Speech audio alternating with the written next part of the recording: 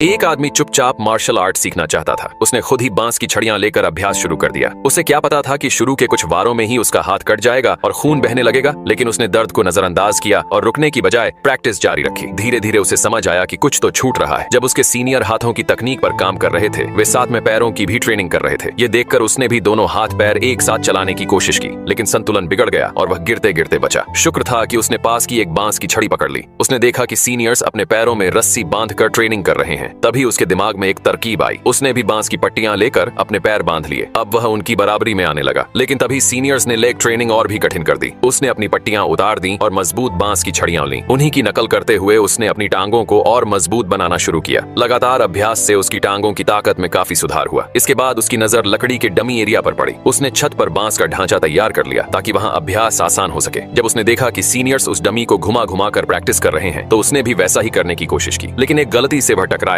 और गिरने ही वाला था कि खुद को संभाल लिया। सीनियर्स ने डमी को और तेज घुमा दिया ताकि उसे चुनौती दी जा सके, लेकिन वह घबराया नहीं। उसने हाथों की चालें ध्यान से देखी और अभ्यास जारी रखा। इसी दौरान मास्टर वहां आ गए, लेकिन उसे इसका अंदाजा तक नहीं था, क्योंकि बांस की छत अभी पूरी नहीं बनी थी। मास्टर ने उसे ट्रेनिंग रूम में आने से मना कर दिया। उस आदमी ने कहा कि उसने जमीन को नहीं छुआ, इसलिए वो तकनीकी रूप से अंदर नहीं आया। मास्टर ने डमी को जोर से मारा। डमी तेजी से घूमी और वह लड़खड़ा गया। दूसरी बार मास्टर ने ऐसा मारा कि वह उड़कर बांस के ढांचे में जा गिरा। मास्टर के जाने के बाद वह फिर से चुपचाप अभ्यास करने लगा। तभी उसने देखा कि एक सीनियर गलती से चोटिल हो गया। वह इतना घबरा गया कि बांस की छड़ी हाथ से छूटते छूटते बची, लेकिन अब तक की ट्रेनिंग ने उसे इतना मजबूत बना दिया था कि वो तुरंत संभल गया। कुछ दिन बाद बांस की छत पूरी हो गई, लेकिन मास्टर ने उसे शिष्य बनाने से साफ मना कर दिया। उन्होंने कहा, छत तोड़ दो और अपने घर लौट जाओ। यह सुनकर वह गुस्से से भर गया। उसे लगा मास्टर ने वादा तोड़ा है तो वह क्यों माने। फिर दोनों के बीच मुकाबला हुआ। इस बार मास्टर की कोई भी चाल उस पर असर नहीं कर सकी। अब वह हर चीज में निपुण हो चुका था। तभी मास्टर ने बताया कि उसने जानबूझकर उसे छत बनाने को कहा था, ताकि वह बिना किसी की नजर में आए मार्शल आर्ट सीख सके।